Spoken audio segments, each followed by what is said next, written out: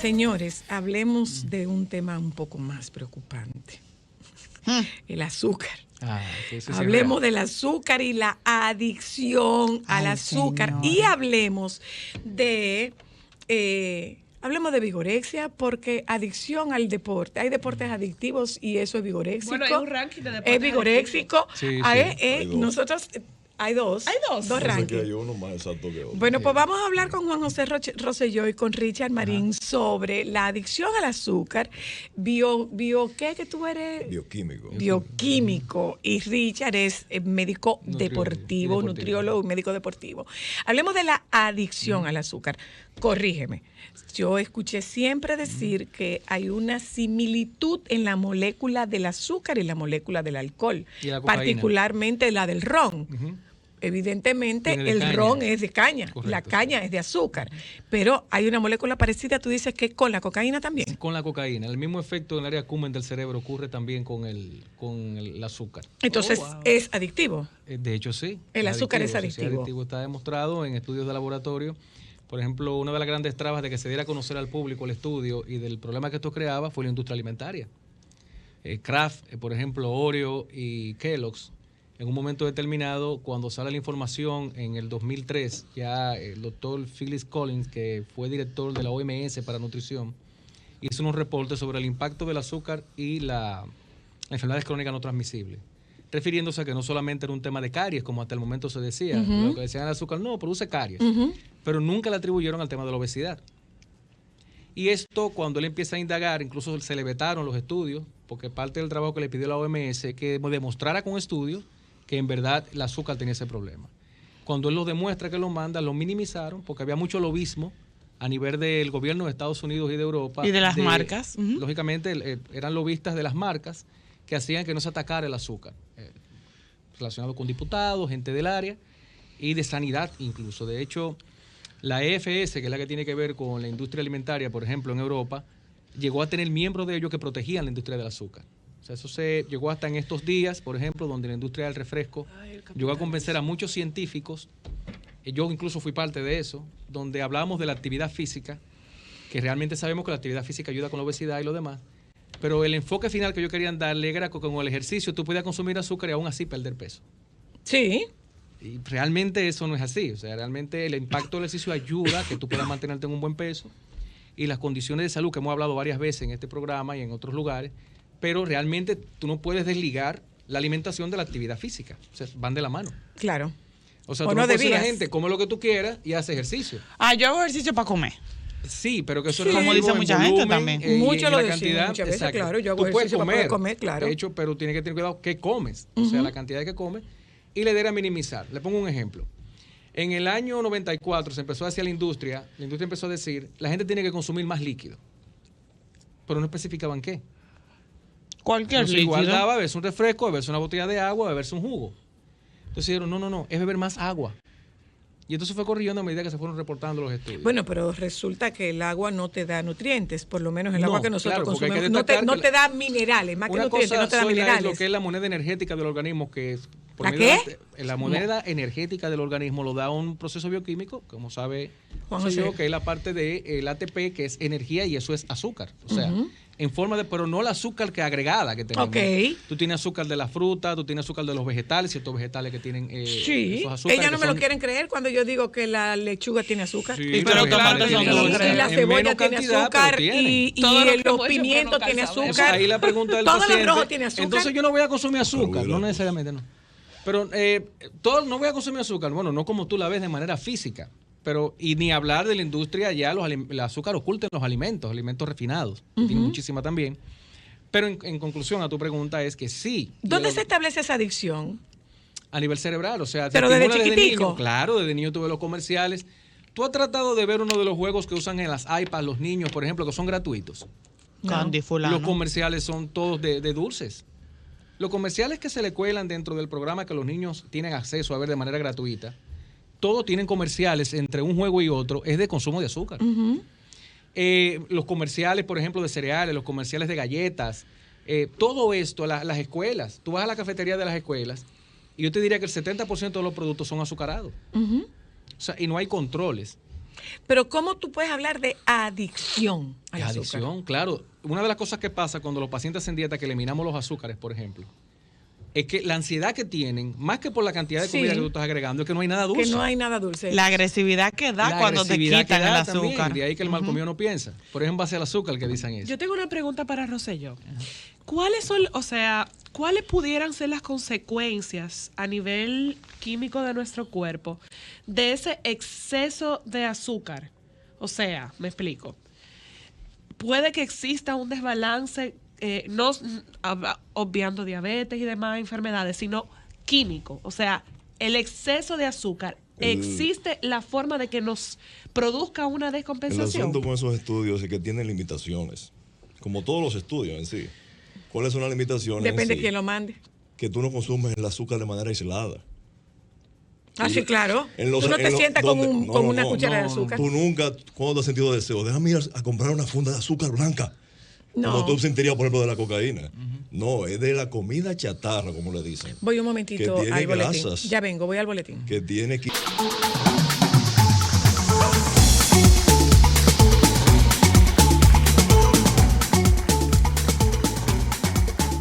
Esto es sumamente interesante, sobre todo cuando uno se junta con estos técnicos, porque son realmente técnicos del tema. Nosotros esta tarde estamos hablando de dos cosas. Estamos hablando de la adicción al azúcar y estamos hablando, más adelante estaremos hablando sobre deportes que son adictivos, que generan, hay deportes adictivos. Yo recuerdo haber hecho una vez en la universidad un trabajo sobre vigorexia y pienso que de alguna manera quienes hacemos alguna actividad física de una u otra forma tenemos un grado, ya sea leve, moderado, de vigorexia. Pienso que sí. Y es porque lo que te produce tu cerebro entre serotonina, endorfina, oxitocina y todas las que terminan en ina, eso es agradable. Claro. Entonces tú vas a buscar eso. Pero bueno, te interrumpimos, Rosselló, cuando tú hablabas del tema de azúcar. Lo que sí se ha visto científicamente es el exceso de consumo de energía, kilocalorías totales, de donde vengan, produce inflamación en una zona del hipotálamo. Literalmente inflamación. Te puedo mostrar los gráficos para que lo veas. Cuando esa parte se te inflama, tú pierdes la sensibilidad a una hormona que se llama lectina. La lectina es el sensor de energía de tu cuerpo. Le dice a tu cuerpo si hay suficiente energía o no. Se lo dice al cerebro. Produce el hambre. Exacto, no hay que comer, hay suficiente energía, pero le está llegando la señal al cerebro, ojo, O te dice lo contrario. Cuando hay poca lectina significa que hay poca energía. ¿Qué pasa? Cuando tú consumes demasiado alimento, te pasas de kilocalorías constantemente, que puede ser de azúcar, pero puede ser de grasa. Puede ser de grasa claro, puede ser de grasa. Puede ser de proteínas, aunque es mucho más difícil. La proteína es saciante, pero puede pasar. ¿Qué sucede? Se inflama esa zona, la lectina no entra al receptor y no le envía el mensaje al cerebro. De saciedad. No, y ahí entra la grelina que te bloquea inmediatamente y se tú caes en un círculo vicioso de que comes sin parar y comes porque el cerebro no le llega el mensaje de que hay energía suficiente. Entonces la grelina, como me acaba de mencionar Richard, la grelina hace lo contrario, te estimula el apetito cuando hay deficiencia de energía. Pero sin embargo, el mensaje de la grelina sí sigue llegando. Mientras que el mensaje de la lectina no. O sea, la hormona que estimula el apetito sí le sigue diciendo al cerebro, mira, come. Pero y de verdad lo que tú quieres es comer dulce. Energía. Que puede venirle grasa de azúcar. Entonces hay mayor presencia de energía en menor volumen? En azúcar. Es un boost rápido. En la grasa, sí, pero también la comida con densidad energética es lo que le dicen comida chatarra. Por ejemplo, si yo comparo el famoso postre el Pick and Pie, que es extremadamente calórico. En un pedacito tiene fácil 500, 600 kilocalorías. Sí. Sin embargo, si es una comida con alta densidad nutricional, con muchas fibras y demás, yo necesito mucho volumen. Si me sirve un plato de ensalada, es muy concentrado. Exacto, mucho volumen para llegar a ese nivel de energía. Por ejemplo, un tazón de melón enorme. Sí. ¿Cuántas calorías te puede dar? 200, 180. Recuerda también, disculpa, que eso venía de los pasteles después de la Segunda Guerra Mundial. Los bizcochos. Señores, para usted comer, como bien dice Rosselló, un consumo de azúcar y grasa combinado, tiene que esperar una actividad con un bizcocho. O sea, la industria solo se encargaba de hacer algo tan calórico en combinación con grasa y azúcares en un pastel. Por eso la fama de las pastelerías y los helados. Y la gente, al ver el impacto que eso tenía, que empiece el tema de las galletas azucaradas con grasa, pero como bien dice, no solamente azúcar, es que es muy raro que una gente se siente, como tú explicabas fuera del aire, dame 2 cucharadas de azúcar que tengo necesidad. No, tú pides algo que tiene grasa y azúcar. Ok. Por eso el tema de la comida chatarra. Exacto, Como es la gente pues entonces no hay tal adicción. Mucha energía. A la energía. Pues Es entonces a la no hay energía. tal adicción al azúcar Perdón. como tal, porque perdóname, Amber, tú decías, Rosselló, que el que es adicto a la cocaína, lo que busca quiere cocaína. es cocaína. Entonces, el que es adicto al azúcar Lo que no quiere es una es cucharada de energía. azúcar. Lo que pasa es que la industria es famosa en eso. Eso es cíclico, siempre va a ser así. Siempre busca un macronutriente culpable. Y es por época. Primero eran los azúcares, Los perdón, carbohidratos. las grasas. Y empezó toda la moda del fat free, el light, ¿sí o qué? Correcto. Y para darle sabor se sustituía por azúcares. Luego dicen, no, mire, estábamos errados. La grasa es la maravilla buena del la grasa ciclo. ahora. Te va a hacer inmortal, te cura todos los males. Y empezó el boom del omega 3, qué sé yo qué. Entonces todo el mundo debe comer altísimo en grasa y cero carbohidratos. Exacto. Y vino al otro extremo, la cetosis. Ahí todo el mundo quiere hacer cetosis, aunque no la necesite ni la aguante. Y el carbohidrato es el malo. Pero hubo una época que la mala era la proteína. Ni te No, y le lo libre de, acercara. acuérdate lo libre de. Sí, el libre de lactosa, exacto. libre de gluten. Sí, también. Y hubo Pero tiempo estamos en eso. esa época. Ahora hay un boom. Estamos en el Todavía. libre de todo. O sea, ¿qué No, estamos eso comiendo? Y cada vez que te Ahora mismo ponen que estamos libre de, te comiendo. lo suben el No, ¿Qué es precio. lo que comemos? Exacto. Pero recuerden que hubo una época la proteína era el demonio que dañaba los riñones. Sí, claro. O sea, siempre se busca un culpable. Y eso no fue hace mucho. Exacto, cuando No, este hace asunto como un no año es o así. dos. Sí, hace poco. Este asunto es multifactorial. ¿Pero qué es esto? O sea, que cuando, estamos tú hablando que- tienes, cuando tú tienes una necesidad, yo les decía a ustedes, por ejemplo, yo soy migrañosa y cuando tengo una crisis migrañosa, lo que mi cuerpo me pide de inmediato Azúcar. es un contenido dulce. Sí, porque se hace esa tu experiencia con el importe de energía, porque acuérdate que la migraña en cierta forma es un cortocircuito con el tema que tiene que ver de glucosa y grasa, por una parte. Aunque la migraña se controla, tú nunca puedes pasar hambre con migraña, por ejemplo. No, de hecho, es un detonante. Exactamente, entonces, pero no necesariamente es azúcar o grasa. No, es comer constantemente, porque yo igual te lo tengo puedo dar un una jugo de demanda, remolacha. o sea, yo salgo de una crisis de migraña, Sí. inmediatamente yo pido, deme una barra Y de hay que chocolate. sumar a eso el factor psicológico, el efecto placebo. El efecto placebo que es también. extremadamente fuerte. Si tú, Ok. si tú consideras, estás convencida que eso te ayuda, te va a ayudar. No, y aunque tú no se lo pongas en un menú, lo va a hacer. Sí, exacto. Porque ya tú lo tienes como una cura, inclusive. Tú tienes eso como una herramienta de curar el problema. Ok. No hay forma de quitártelo. Mi pregunta es, y a dónde iba anteriormente, porque Rosselló decía, rara vez uno se sienta con una cucharada de azúcar Muy literal a difícil, comértelo. correcto. Quienes se han hecho una curva de glucosa saben lo horrible que es Sí, tú bajarte sí, sí. 8 onzas de azúcar puro. Esa es la peor Pasé el sensación pico, de la faz de la porque puede que haya tierra. que repetirlo. Pero eso es la peor terrible. sensación del Eso es mundo. terrible. Sí. Y es efectivamente eso. Nosotros somos adictos a la forma en la que se usa, más no la consumimos de manera directa. No. Nosotros somos adictos a la comida de altas calorías. Calorías, correcto. Oh, Que resulta Ese es que el tiene adicción. muchos azúcares. Y que no necesariamente muchas azúcar, tiene muchas grasas, cosas. Y el ingeniero del alimento, que sabe cómo funciona el cerebro, le agrega ciertos químicos que no es que son dañinos de por sí, pero ellos saben que van a estimular el apetito. Y van a crear una necesidad de Exacto. consumir. Ahora, una No, y el pregunta. aspecto visual también. El Tú aspecto puedes visual, superar claro, atractivo el también, aspecto visual, visualmente. sí. Una Es pregunta. verdad, porque tú te pones a ver. Una yo te- ensalada verde que tú te comes en tu casa Nunca es tan nunca bonita. es tan No. bonita como la que tú te No comes hay en un forma de tirar la restaurante. foto a eso, queda mal. Claro, mira, por ejemplo. A la ensalada. Mira, claro, mira por ejemplo dónde entra el aspecto visual, que eso es importante. Estás en un restaurante, dejas de comer, te llenaste con el plato principal, está lleno, ves hasta dejas. Y ahí que viene el mozo con el carrito con el lleno de carrito postre. del postre. Y se te para al lado y dice, bueno, pero déjame probar. Pero se ve bellísimo eso. Ahora, si ese mismo mozo se te para al lado Con un bar de unas papas ensalada. hervidas, ensalada y papas hervidas, sigue suelta. Sí. Que tiene muchísima energía, también tiene carbohidratos. No te llama la atención visualmente. Tú, ay, no. Oye, ponle una fruta picada. O sea, una fruta, una exacto. pera Un cóctel picada. de fruta. Una no. pera Pero qué picada dulce. al lado de un Voy al bizcocho. teléfono un momentito. Buenas. Aló. Sí, Aló. buenas. Adelante. Sí, mira, ya hace el año pasado yo fui diagnosticado con diabetes. Entonces yo buscando y eso, encontré lo del ayuno intermitente. Y a los 2 ¿Encontraste? meses, El ayuno El intermitente. ayuno intermitente. Ajá. Sí. a los 2 meses yo estarlo llevando, o sea, durar 16 horas sin comer y durar 8 horas comiendo. Óyeme, los niveles de azúcar se me mantienen de 88 a 98. No importa lo que yo coma. Y eso no pensé nunca en mi vida que eso iba a funcionar tan bien. Gracias. Esa es otra de amable. las cosas que es milenario, pero se está usando por moda de nuevo ahora. ¿Y un diabético puede estar tanto tiempo sin comer? De hecho, sí está monitorizado. Me explico, porque se sabe que cuando una persona dura un buen tiempo sin consumir alimentos, si es diabético tipo 2, un tipo 1 no puede hacer eso. No, se muere. Recuerden que el diabético tipo 1 depende de la puesta de insulina ya de manera la hormona directamente, porque no produce a nivel de páncreas, pero un paciente no insulino dependiente, o dígase paciente diabético tipo 2, de hecho hay técnicas donde se le pide una vez por semana hacer fasting, pero con la glicemia controlada, en paralelo con su endocrinólogo o diabetólogo. Monitoreado. No por Google. Lo que él está viendo es que no está comiendo, tiene que bajar los niveles de azúcar inmediatamente, no hay ni azúcar ni grasa. Calórico.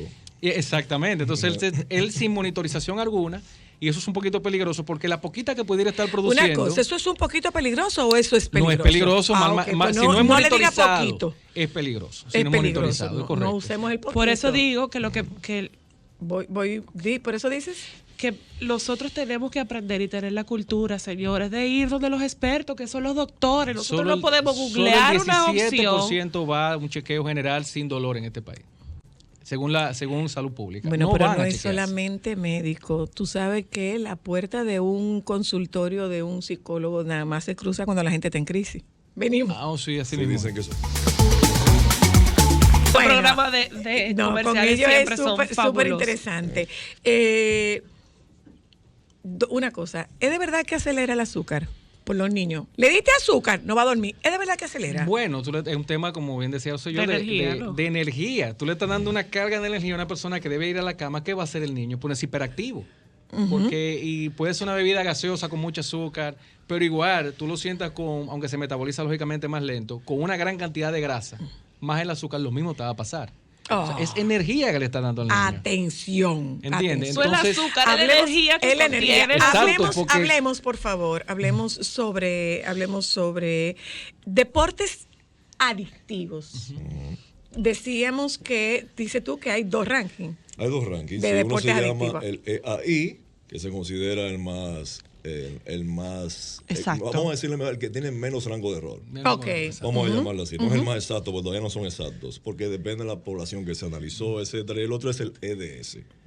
A ver. Entonces esos rankings los empezó a manejar el Instituto de Psiquiatría y Neurología de Francia. Oh, wow. Es una doctora de apellido Ludovino, que perdona, no sé pronunciar su apellido, pero ella es la que está el líder ahora mismo en eso, ha hecho 48 estudios al respecto. Y aquí están incluso los porcentajes, yo lo anoté aquí, en el ranking de los ejercicios.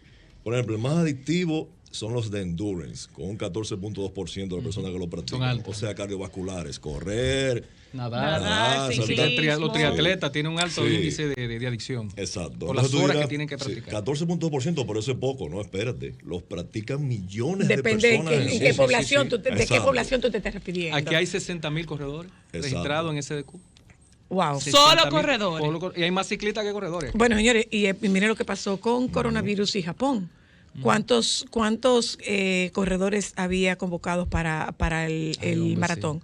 32,000. No, y las Olimpiadas ahora están en peligro con el asunto de... Pero incluso ellos hablan del rush del corredor, le dicen.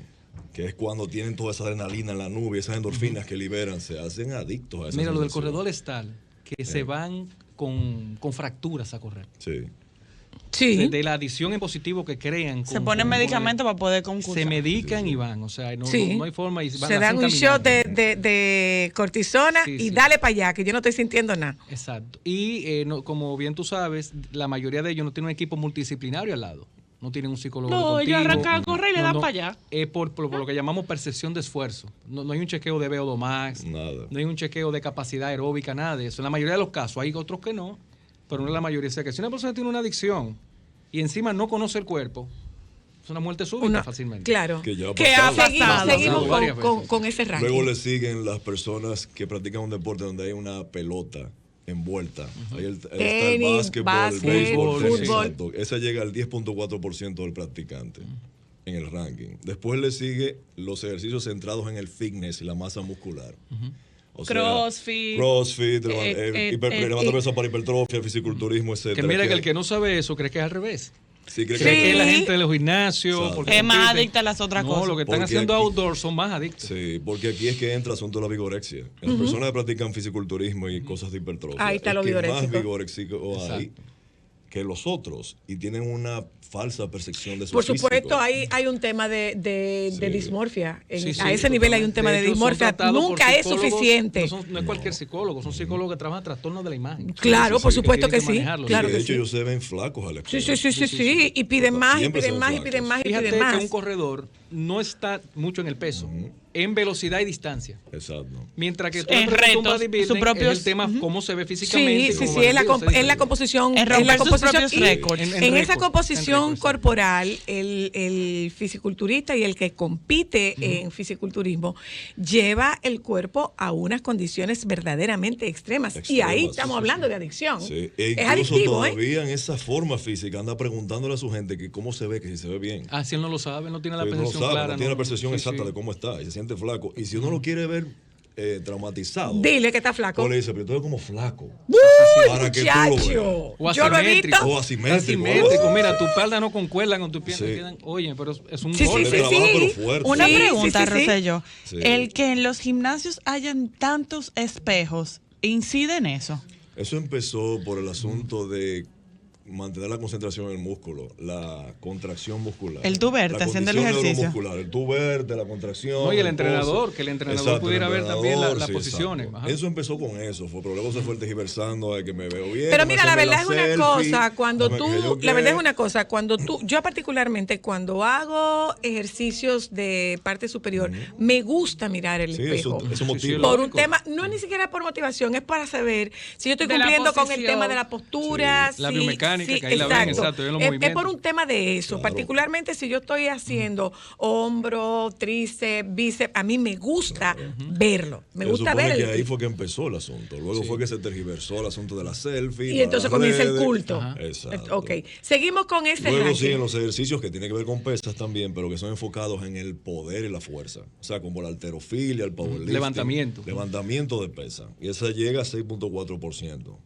Pero mira tú, eso sí que es chocante. Es bajito. Sí. Que sea tan Ve que al bajito en revés. relación a los demás. Pero Sí, que los pero otros siempre hacen hay más que poner en bulla, ¿no? contexto. Aquí estamos hablando de que De son que es menos la gente que lo millones pone. de practicantes Sí, sí. de ese deporte. O sea, que si yo, por ejemplo, digo de 10 millones de personas, un 6%, son muchos. Es O sea, ¿Sabe? mucho. Un asunto interesante también con eso, sé yo, que se tome en cuenta, que es la plataforma de cada País. grupo de entrenamiento. Por ejemplo, señores, cuando la gente corre una maratón o un triatlón, ahí está ESPN. Eso La se exposición. cubre. Sí, sí. Sí, sí, O sí. sea, ahí se ve gente que no pensaron nunca en su vida Que van a verse ser en famosos. transmisión a nivel mundial de un evento que está incluso en la bolsa de valores. Ah, mira, eso es O importante. sea, el eso es un running, buen dato. El maratón. cotiza en la bolsa de valores, sí, para que usted entienda el poder que tiene eso. El maratón de Boston, el maratón de Nueva York, de Chicago, Tokio, son eventos que la gente, el hecho de verse con las cámaras, el helicóptero, la espera en la medalla, Tiene un tiene un mayor componente. efecto psicológico Sí, de por supuesto que sí. satisfacción. ¿tú entiendes? Por supuesto Porque, por que ejemplo, sí. fíjate que el bodybuilding tiene un selecto de grupo de gente que le sigue, así como las peleas de UFC, todo ese tipo de cosas. Es más cerrado que este mundo ¿no? O sea, que la exposición y la premiación que se recibe demanda mucho más exigencia también. Y una para esa pregunta, Richard. Eso es un buen punto. Económicamente, gente. Ujú. ¿es un peso grande en el atleta? ¿El qué? El, Es ga- otro el tema. gasto. El El tú dices gasto. la inversión que tienen La que hacer inversión ellos. que ellos tienen que hacer. Un ciclista en promedio, te digo, nosotros Ajá. hicimos un levantamiento, yo estoy encargado ahora mismo de un evento que se va a hacer en Punta Cana, que se llama el Gran Fondo de Nueva York, que es un evento de ciclismo. En Pregúntame si promedio gastan. anual, el gasto de un ciclista de fondo, estoy hablando de 100 kilómetros, 100 kilómetros en la semana, que eso no es mucha distancia, tiene un gasto al año de unos $25,000. ¿Cuánto cuestan la bicicleta? ¿Cuánto te cuestan los clavos? Andan, ¿Cuánto te de buen cuestan los promedio, uniformes? entra entre $10,000 a $16,000 la bicicleta. Una licra decente más o menos. Como anda 10,000 pesos, la más barata. no, entre $400 y $500. Sí, la más barata son 10,000 La pesos. licra. Y los clavos. Porque hay gente que dice que montar bicicleta y correr barato. No. Sin y- poner y los muchos componentes, perdón, de la bicicleta. Muchos de ellos, se vuelven muchos de ellos. coleccionistas también. se vuelven correctos, sí, O sea, no sí, tienen sí. una sola bicicleta. O sea No, que no, ese es no. otro elemento que Sí, tenemos otro que elemento. incluir Ni dentro de lo dura y- mucho. Pero No, además no. es un tema de competencia. Competencia. O sea, Soy la hay, loca un tema de, del- hay un tema de competencia. No Un solamente ciclista, la adicción perdón. al ejercicio. Un ciclista no sino dura al más de estilo 2 años vida. con una El estilo- bicicleta. No. el estilo Se de vida, la cambian cada 2 competencia. El CEO años. de hoy, el CEO de hoy ya no juega golf. monta bicicleta. Corre, yo le decía, el CEO de hoy de las empresas no juega golf, monta bicicleta, corre o hace crossfit o entrena de una manera atlética prácticamente. Y de la bicicleta hay una parte, porque yo tengo una en mi casa. Sí. Los 16,000 y pico, y hasta te cuestan más, tal como viene, sin los componentes sin de tu accesorios, personalizarla. Pero hay un tema importante ahí, es que entra Y en el una peso. competencia. Claro, no es claro. solamente Es que, ya. Zoila, Pero además es una demanda que tú le vas haciendo a tu propio Zoila, cuerpo, que tú quieres ir un poco más, que es Pero resistencia. hay un tema. Es lo que Cualquiera- se llama resistencia desde el Eso punto de vista del Richard lo cerebro. sabe. Si yo le llevo un producto, le digo, mira, eso te va a dar medio segundo de ventaja con respecto a tus competidores. Abre los ojos. Que para ti, para mí, tú dirías ahí. Nada, No, tú le estás pero- ofreciendo medio segundo más. Sí, Que se- para se ellos lo mucho. consumen. eso sí, cuesta $15,000, no le importa. No importa. Por medio segundo más de ventaja que yo Y considero. hay una activación adictiva, No, sin ninguna totalmente. duda. Claro, Y hay una porque- Porque competencia. inclusive no puede ni dormir. Es que altera Bueno. el patrón de sueño, altera Totalmente. el patrón social, o sea, Sí, no me, eso te me- iba a me decir, voy, las me relaciones voy con porque yo familiares, tengo, con amigos, me con voy porque yo pareja. tengo Tú debes competencia. correr o tengo un fondo mañana. Está hablando de los fondos, los corredores que te corren 16 kilómetros un sábado en la mañana y ya desde el jueves no se toman una cerveza ni nada porque ya están preparándose para ese día. Y están acostados a las 8 de la noche. Sí. O sea, se llega a ese extremo. Y que yo le llevar veo el cuerpo al sentido para extremo. fines competitivos. Pero hay gente que vive en eso. Y se sin fin ofenden con- si tú le dices que ese deporte no te gusta. Lo toman personal. Ah, no, sí. A mí no me gusta eso. Se ofenden. sí. O sea, es el Es una deporte, ofensa, no estoy hablando de correcto. ti. Nosotros tuvimos un caso aquí de un ciclista que vimos, que le hablamos un caso de élite y terminamos como la fiesta de los monos, ¿te acuerdas? El colombiano. Ay. Sí, pero y es de verdad. O Es sea, elitista, el señores. ciclismo es un deporte elitista. No todo el mundo. Es un Bueno, deporte Bueno, de elitista hecho hicimos cuando el tú- cálculo y en promedio quienes hacen ciclismo ya de manera constante tienen un promedio de ingreso de $150,000 a $200,000 al año. Bueno, y si es el ciclismo urbano, pienso que igual, eso cuesta un dinero. Correcto, Eso sí, cuesta sí. un dinero porque usted no corre ni en una chopper ni en una rally. Exacto. Y Perdón, no al corre mes, ninguno al de mes. Y los te dos, falta ¿eh? una parte Sí. que se le da mantenimiento también. No, Cada pero también la cierto tiempo y disciplina. se Es que Zoila, lavan, que ¿qué no me sé dicen a mí qué. los Son corredores, muchas Richard? cosas. Cualquiera tiene dinero. Ahora, no cualquiera puede hacer 300 kilómetros en una bicicleta. No sé si tú me entiendes. ¿Cómo Aquí- es la cosa? Sí, El aquí factor cualquier carajo a la vela es millonario, competencia. Zoila. Aquí cualquier carajo a la vela es millonario. Sí. Tú lo sabes. Pero no cualquiera. Pero no cualquiera puede hacer 300 kilómetros como yo en una bicicleta. O sea, ese es como mi Su ego, satisfacción. Es que claro. tú no te puedes enganchar a eso. O sea, tú tienes no, que es que fajarte. no es un ego, no es un tema de ego. No, no, un tema de ego. Es un tema de adicción. Sí. Es o sea, un tema y de de adicción. logro. Quiero más y quiero más y que quiero puede más y ser quiero más. positiva, puede ser positiva, Zoila, si lleva los controles del lugar. Es que se van de control el asunto. Un corredor promedio hizo 42 kilómetros. Óyeme, no te meten en la carrera dentro de 2 meses. Hacen hasta 4 carreras en un año, Zoila. Eso fisiológicamente ¿Cuál es el hablando, impacto de eso para el cuerpo? o el desgaste, vienen las lesiones por sobreuso, viene el problema, por ejemplo, articular, vienen las luxaciones, desgarros musculares. Fisiológicamente el riñón se afecta porque hay un desbalance hidroelectrolítico por completo, pierde masa muscular. Sí, nivel crónico, Cardiológicamente. Niveles crónicos de cortisol. Se Crónico es disparan que el totalmente. cortisol nunca baja. Sí, exacto. Cortisol es que le dicen la hormona del estrés, entre comillas. Lo mantienen Que elevado. no deberían decirle así porque nos protege, pero en ese caso, como dice Richard, nunca baja. Y no, No, debe nunca ser baja. así, debe tener picos y bajadas. Porque al final, corrígeme si no, el cortisol lo que te está diciendo a ti es descansa. Exacto. Que llegaste al punto de descanso, no, pero como no bajan de ese tope en meseta todo el tiempo, viven estresados. Entonces, Ahora- algo que debería ser beneficioso es un Y problema para ellos. placentero para ellos se convierte Es en un problema. Es correcto. Es que ahí Físico. está el tema, es placentero y mientras está siendo placentero yo no estoy sintiendo el dolor. Oh, pero yo no Zoila, estoy sintiendo, yo yo no le estoy hago una sintiendo el prueba- malestar. Lo que a ti te dicen Zoila. es que mientras está caliente yo no siento el golpe. Yo le hago una prueba de VO2 más o velocidad de captación de oxígeno a unos pacientes para decirle las zonas de entrenamiento. Y le digo, mira, tú todo el tiempo entrenado fuera de zona. Me refiero a que la frecuencia cardíaca siempre estuvo por encima de lo normal. Tú debes mantenerte en esta zona. O sea que yo le estoy diciendo que baje la velocidad. No vuelven más nunca por allá. Así Porque es. está en riesgo, porque todo el tiempo ha corrido rápido, pero en una posición cardiovascular que está afectando el corazón. Y no entienden eso. Richard y Rosselló, ¿cuáles deben ser sonidos de alarma para las oyentas que nos están escuchando de que esto me está causando un problema? ¿Debo retirarme? o señales ¿Debo de ir tu al cuerpo. médico? Retirar. ¿Cuáles son las señales? ¿O qué Retirarme, hacer? No, retirarme, no cuente con eso, ¿verdad? ¿Con Una retirarte? vez tienen el hábito retirarse. ¿no? Es muy Se difícil. retiran. Tú puedes como bien administrarlo, Sí, así sí. pero hay pacientes que tú no lo puedes. Por ejemplo, el tema de reposo a lesiones yo no ni atrevo a decirle nada, mando al psicólogo que tenemos allá. Es difícil. Porque, como bien él decía, son personas que ya están en un punto que si tú tienes la suerte de que vayan a consultarse, lo que tú debes darle las pautas de cómo cuidarse haciendo lo que están haciendo. Pero tú sabes cuál es la excusa, ¿verdad? Es que si yo me voy a reposo, volver va a ser más difícil. Perder los tiempos. Va a ser muy doloroso. El cuerpo no tiene memoria. El cuerpo no actúa igual y te vamos a buscar cualquier cantidad de excusas. Lo logrado. Exacto, me voy a desinflar. Hola, hello. Bueno, yo quería saber, para una jovencita de 13 años, mi niña, que ella es nadadora, ella nada 5 días a la semana, 2 horas en la tarde. ¿Está bien que nade 2 horas de lunes a viernes? Gracias. ¿Ella hace madrugador y está en un club o solo en la tarde?